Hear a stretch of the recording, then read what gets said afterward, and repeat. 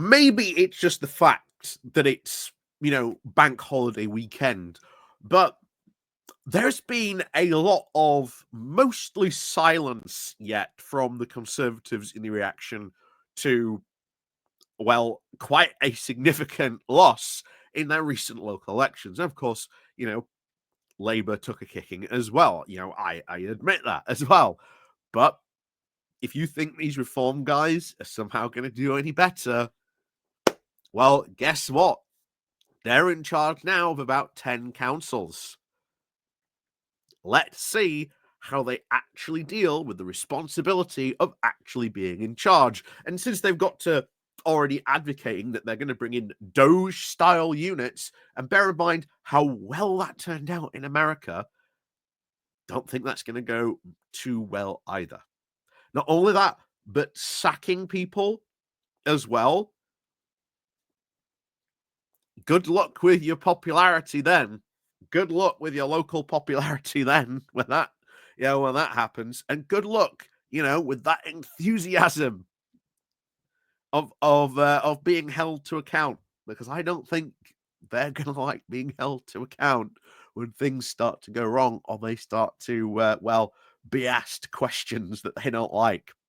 But we're not talking about that today. We are talking about something kind of interesting that's happened, because you all may remember Henry Hill. He was the former editor of Conservative Home. And of course, Giles Dillnot took over, and we covered his response, well, what he did going into the local election, sort of preparing people that, the results are probably not going to be that good, sort of defending Kimmy Badenoch a bit. But out comes Henry Hill, again, former editor of Conservative Home, attacking the current editor for comments he made and the party itself. I think that if you are getting this on something like Conservative Home, where even in the comments down below, they are saying, oh, wow, Henry Hill really went and savaged, the party, something could happen. I don't know what it is, but I feel there is going to be a massive uproar from the non, shall we say, parliamentary party against Badenoch. I don't know what form that will take. I don't know how or in what way that will respond to, but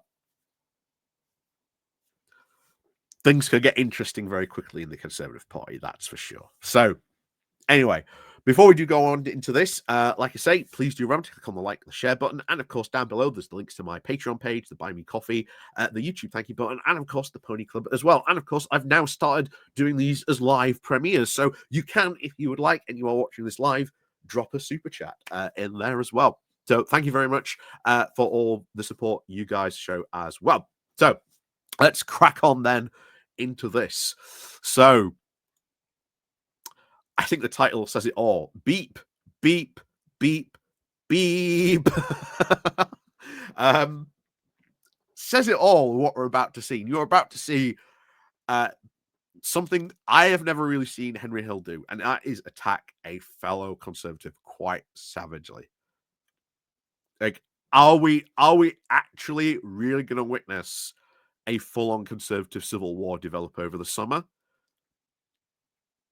I hope so, because I was hoping this would happen last summer, and it didn't, thanks to, Ben Houchen.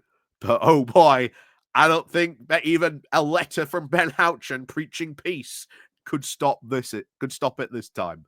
So let's get into what he had to say. So one thing we learned from this week's local elections is that the nation is still firmly in the first stage of grief. Everywhere you look, it's degain. And degain is the result. Denial reigns. Those who keep tabs on Luke Tyrrell's abyss-gazing focus groups may be, of course, tempted to hope that we are now progressed at least to anger, or perhaps even depression, just one stop from acceptance. And of course, this all comes from the Conservatives' own mindset that they had after that election, learning nothing from their defeat, that, Britain was secretly yearning for Conservative rule, and that the next election, oh, don't worry, guys, we'll be back.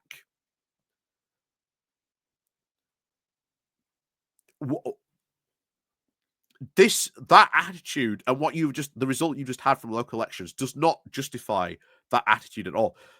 Even the loss from the general election did not justify that attitude, but that's being their attitude. And I think it has really, knocked a lot of Conservatives for six. I think it's really knocked them for a lot of six. And I think finally there might have been a realization of maybe just how bad a situation they are actually in.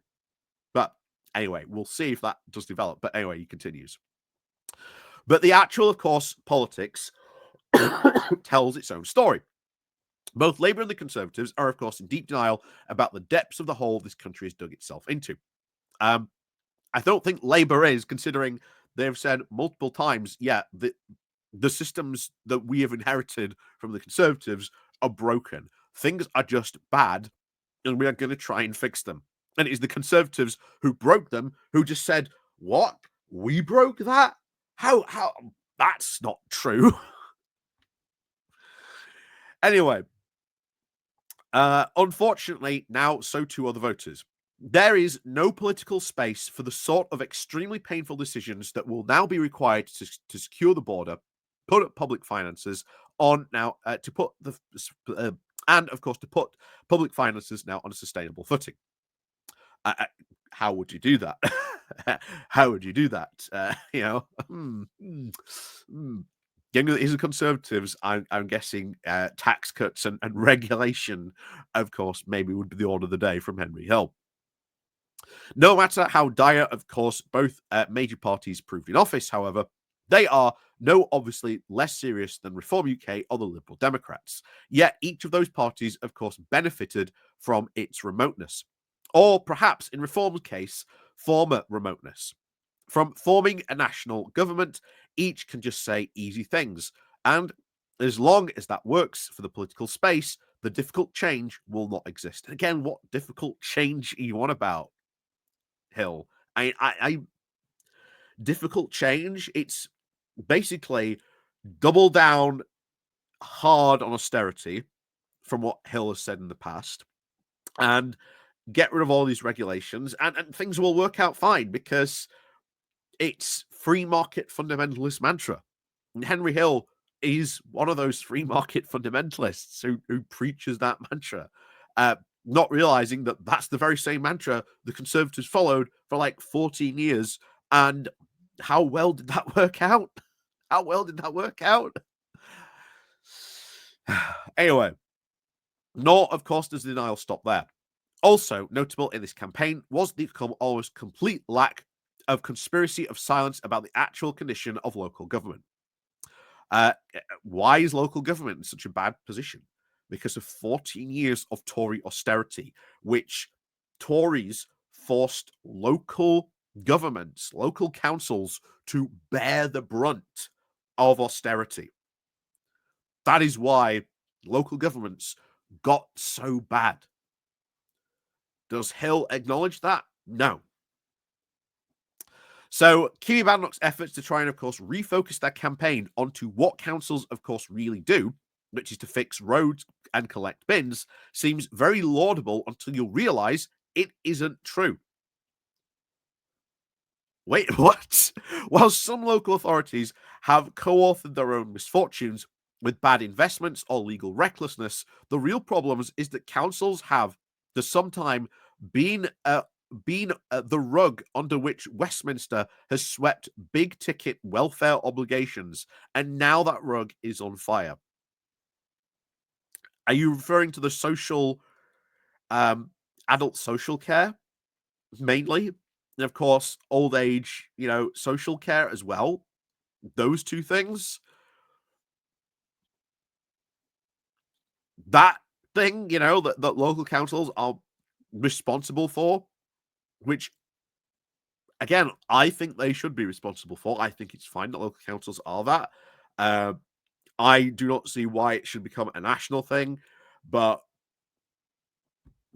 feel free to disagree with me on that. Like I say, I have seen arguments that this should be taken away from local councils, made a more, national thing, maybe even given to regional mayors.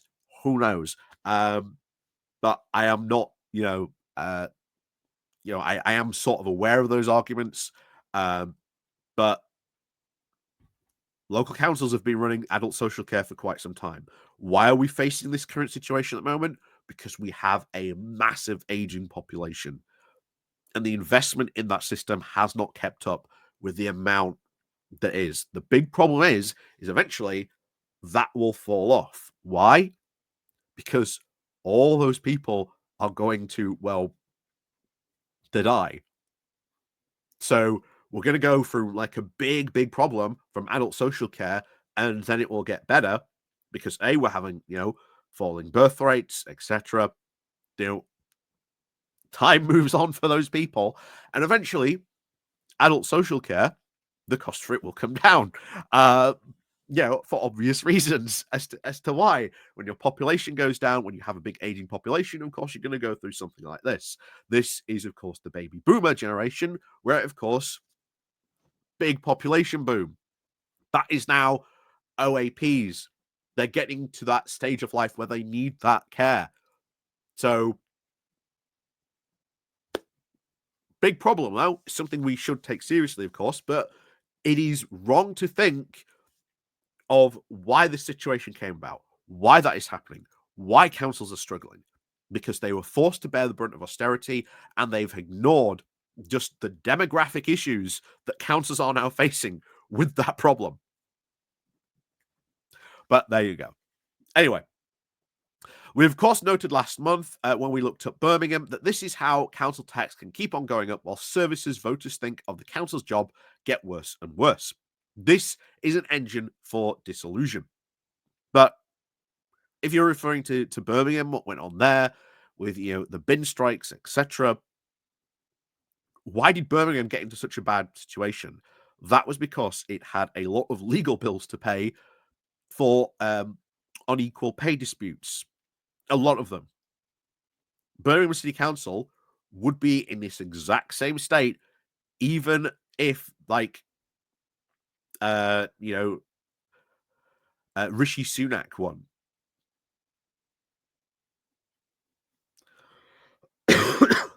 It's one of those, situations, and one that they made themselves. One, too, that, bear in mind,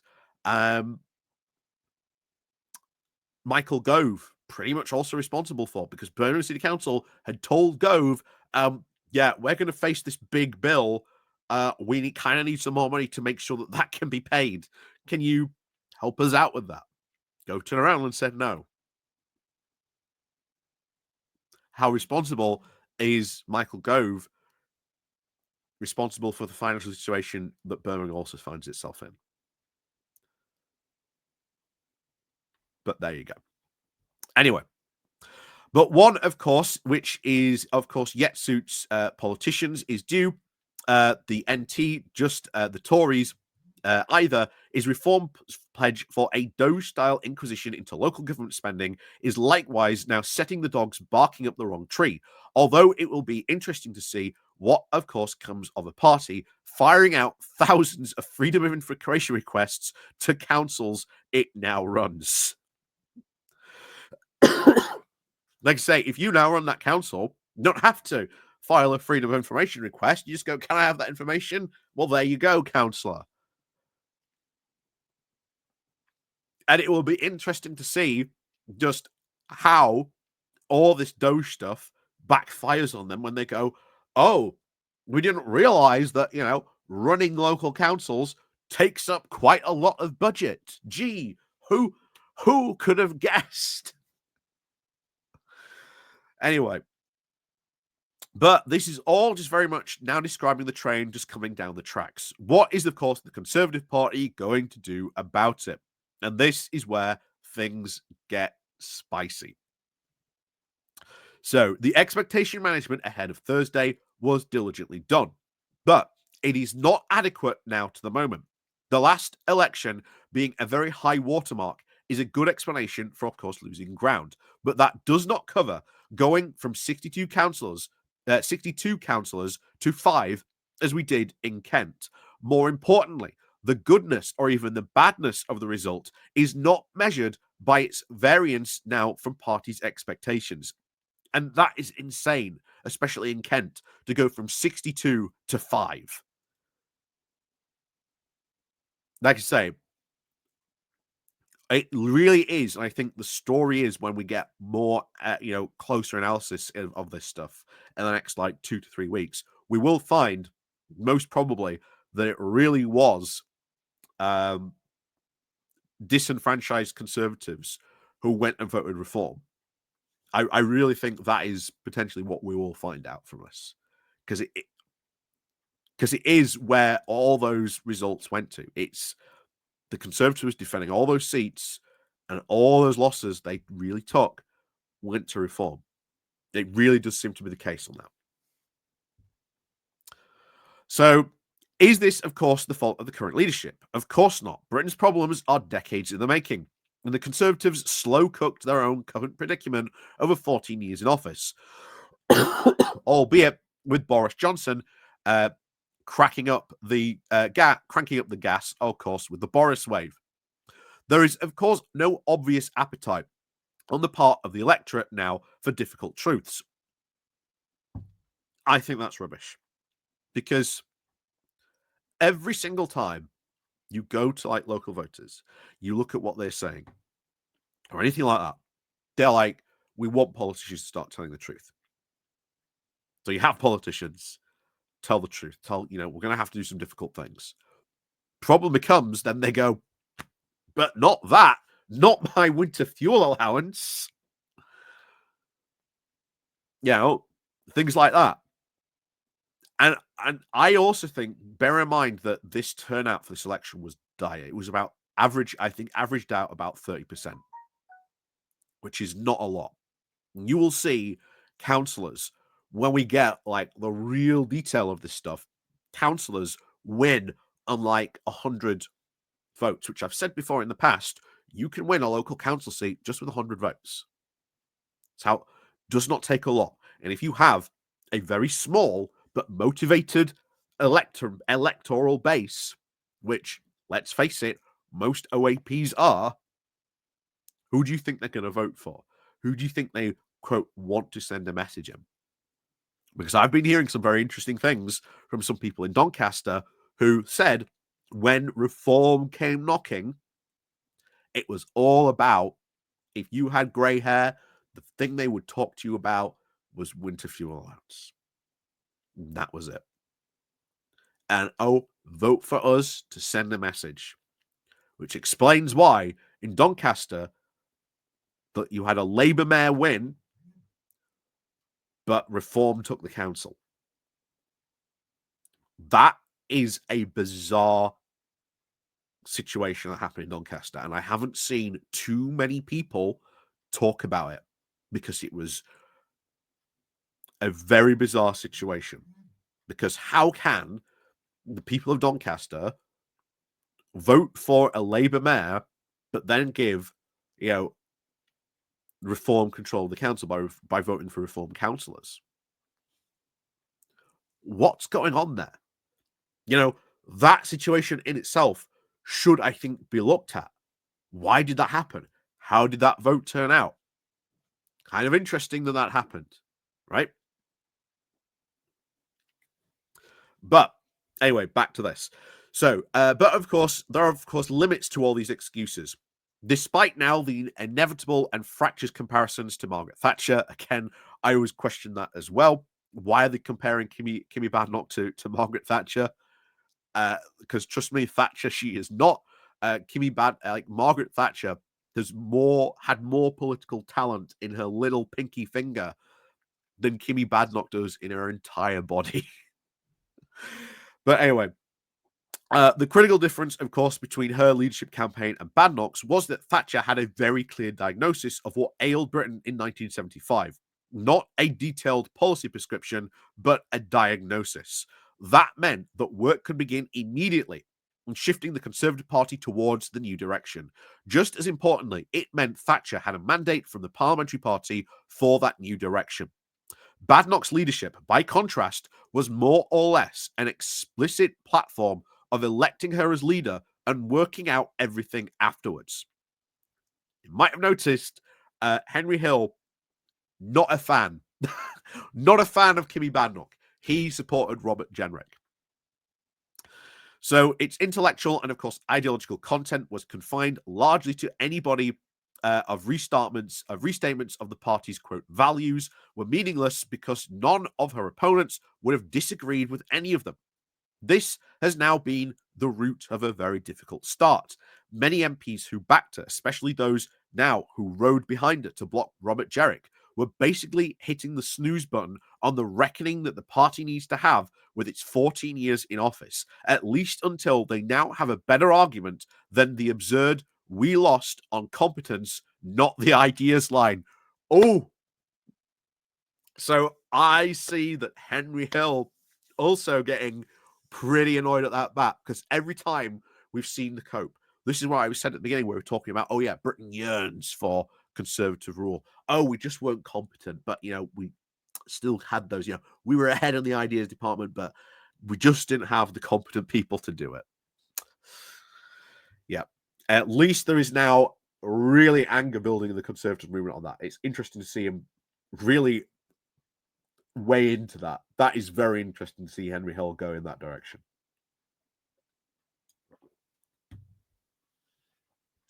So the lack of an ideological program also made Badenoch's very much day-to-day ability to do the job of the leader of the opposition far more load-bearing than it was in Thatcher's case, which hasn't been helpful either. It was, of course, been a very slow start, even though the Grand Policy Review was the centerpiece of a leadership pitch. It took to get months going, the fact which gets less, rather more defensible, if the LTO expected now to eviscerate the party received on Thursday in the interim has now been that the party has now been left with very little from which to actually indicate a new direction or either take the fight to Labour or Reform. So you're going to see, that means you're going to see an argument now being advanced that, as we've seen before, Kimmy Badenoch should be launching policy. She should be talking more about policy. She should be saying, this is what we're going to do. But as I've said before, the second that starts, the infighting starts again, because there is going to be a disconnect of that. Because the MPs all fractured. The idea that the party is united again is false. Anyone who thinks it is fooling themselves. They are ready to go back into infighting, and it all depends on policy because they have nothing currently to fight over yet. Although it is now developing, of course, Kimmy Badenoch. The fight over Kimmy Badenoch. Should we keep her? Should we not? Should we get rid of her? Should we not? Should we let her have more time? Should we not? That is the fight that is now developing. And if you are a leader of the party where you have not done that, where you are taking that out into consideration, that is dangerous. That is dangerous to the extreme. And it is going to result sooner or later in her removal. This is why I've said, I think Robert Jenrick is going to be the leader of the Conservative Party within the next year. Will Jenrick do any better? No. Jenrick will just be worse in so many different ways for them. But those now believing that he is, the prince who was promised, the waiting leader they need, just behind the curtain, they're going to be just as disappointed when he comes in and starts doing stuff. He isn't going to make things any better for the party. He's just going to be bad, but in just various different ways. And oh boy, well, that will be funny where that infighting starts over him. But anyway, it is, of course, little wonder that the majority of our party members now think that the party is now being too slow to develop new policy. When pressed by this by Almor Rajam, On the Today programme just last month, Badenoch offered a very interesting defence, saying that policy is the beginning, not the end, and that there is no point having policy without a plan. Can't you have policy with a plan? Isn't the whole plan policy to begin with anyway? When pressed on this, Badenoch, oh, yes, there was it. Sorry, so Tal Fraser, of course, wrote about this in the interview at the time, but of course chose a line which also now poses a couple but obvious other questions. First, how can you have a plan for implementing policy that you haven't decided on yet? And secondly, perhaps policy is merely the beginning, but it is the beginning, not traditionally where you begin. Very true. Wherever the theoretical meets of a slower approach, circumstances, of course, preclude it. The prognosis of these results is now plausible terminal. Getting almost wiped out on a council after council in swathes of the country means there are many yet Tory MPs now sitting on precarious margins. That's very true. The last readable corpse of the party's infantry has been devastated. Worse still is reforms now lead in second places means it is potentially on track to now becoming the default right-wing option. And I don't think so, because we've talked about this before. Not all conservatives are comfortable with reform being the default option. That is why you did see the Lib Dems do quite well. Now, I know there's a lot of people saying, oh, but it was sort of kind of not well, but all the seats they wanted, they sort of won. But they're going to start going after reform now as well. Because I think one of the things you've seen Ed Davey say recently is he's been focusing a lot on conservatives. He's now going to have to expand his message to start going after reform as well. So we'll see what he does to go after reform and what his response is to go after reform, how well that works out. And we'll see what happens on that one. But that's, like I say, another question for another time. So against this, what is the party's response? The current timetable of the policy review, as I understand it, is to have at least concluded phase one in time for the party conference in October. This means that the shadow cabinet will be able to stand up and say what they think the problems are, not the solutions, the problems. And that's why in October, oh boy, that party conference, things could happen there. Things could happen quite significantly there.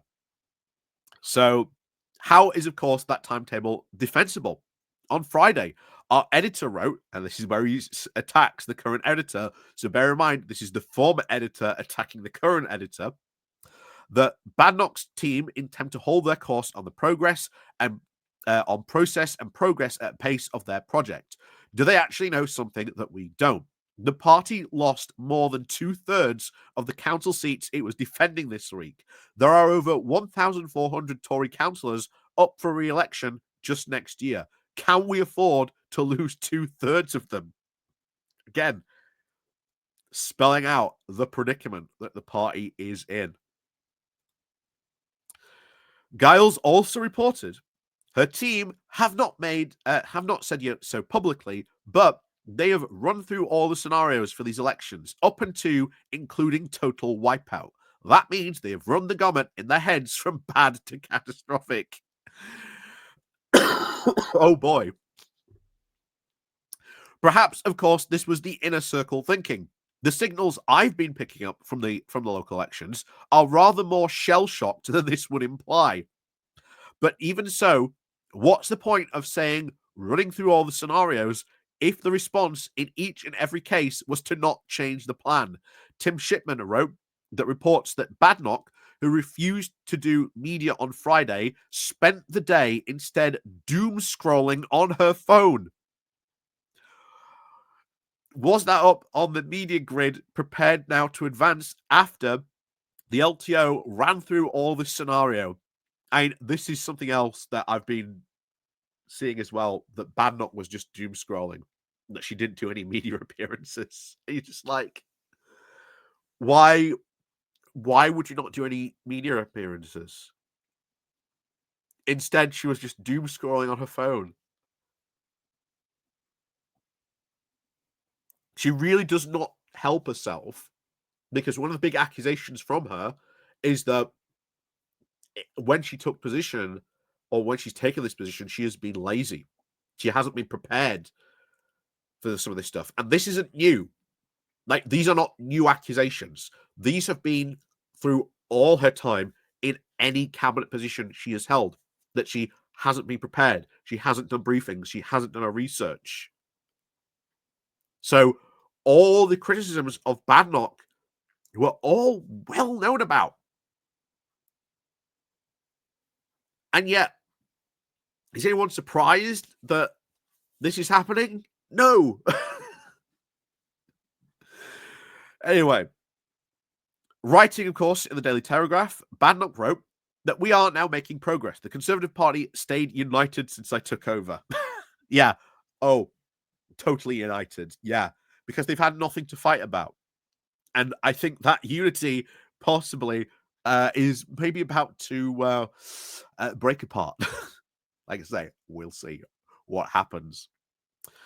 So, setting aside that unity is, of course, both a very much low benchmark, easy to achieve with a few policies, and, of course, the odd definition of a party now beset by speculation over her own leadership, especially as Badnock launched her own leadership bid, pointing out that unity is not enough, this is a very curious definition of progress. Oh boy, I had forgotten about that. I had forgotten about that myself. That's true. That's true. Unity is not enough coming from Badnock. That's very true. So the Conservative Party's projected national vote share in these elections was 15%, almost 9 points down on the general election of last year and 10 points down on 2013. The party's annual holograms at the locals. The progress at this rate is not survivable. Says it all really. Progress at this rate is not survivable. And they're right. They're right. And then you've got some very interesting like local like comments about this. So Reform, of course, saying, and of course not the right party, is the current party of anger.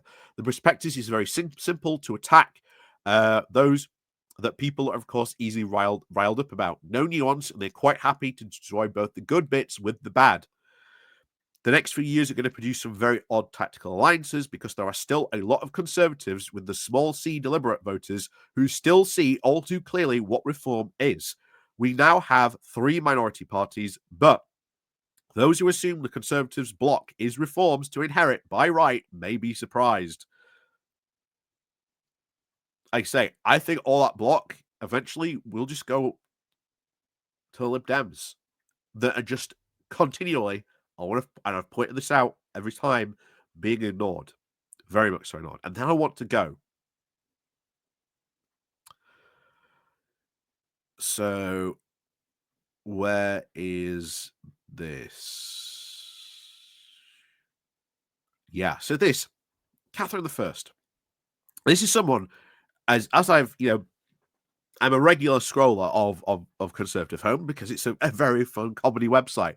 But there is someone under that username who writes a lot of stuff, being very, very pro-conservative when they write, willing to defend a lot of stuff about the Conservatives. However, that now seems to be changing. So they put, in response to, of course, from Badnock saying about them making progress and staying united, saying a very complacent comment.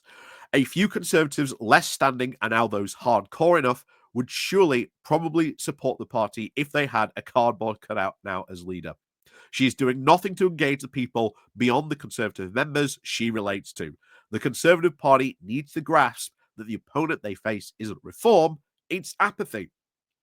The estimated only 30% turnout in locals for local elections is the problem that most were so disillusioned they didn't even bother going to vote for the ballot box. Farage was the only leader to actually infuse his supporters. And that is something I have pointed out in the past as well. That is something Farage knows. If you can drive turnout, you can really almost guarantee in some situations you can do quite well. European elections, classic example. Incredibly low turnout for European elections. Why did Farage do so well? Told his voters, go out and vote. Go out and vote, vote, vote. And what do? They listened. What do they do this time around? They go out and listen. And one thing is certainly for sure is that Farage always knew he had a certain percentage of the vote locked in. That is why at the referendum, he knew that to win a referendum, he would need that extra 20%. He would need an extra 20% in order to win. The 30% he knew he had from running all those, European elections, he knew wasn't enough.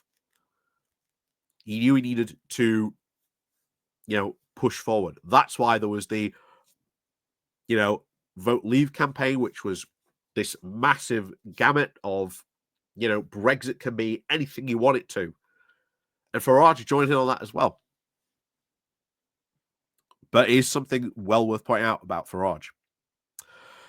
And this gets really weird. I would have put good money if Boris Johnson was leader of the Conservatives. They would have turned out as they did in 2021. In 2019 and 2021. Pardon me. Badnock gives absolutely nothing worth to turn out for. People are just not engaged. You have a leader who excites people, and preferably one, of course, with a credible plan. So there you have someone, long-time poster on Conservative Home, defends so much stuff. This time, not defending it. I think these local elections for the Conservative Party are a wake-up call. And it's been a ringing for quite some time, really since the last general election. Will they finally listen? Will they finally listen? Will they actually look at themselves in the mirror and realize, oh my word, what is going on here? Maybe following ideology and not thinking about common sense plans or common sense solutions, or maybe when we put in a policy and it doesn't work, instead of doubling down on it because that's what our ideology tells us, maybe we should look at doing something different. Who knows? Will this finally be the wake-up bell for the Conservatives? I doubt it. I very much doubt it.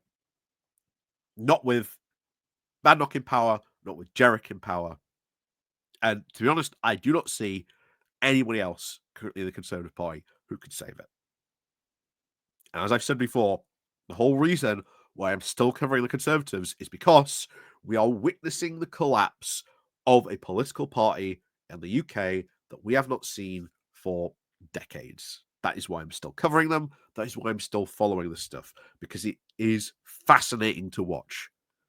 Fascinating to watch. But as always, thank you for watching. And of course, as always, let me know what you think down below. And we'll see you all next time.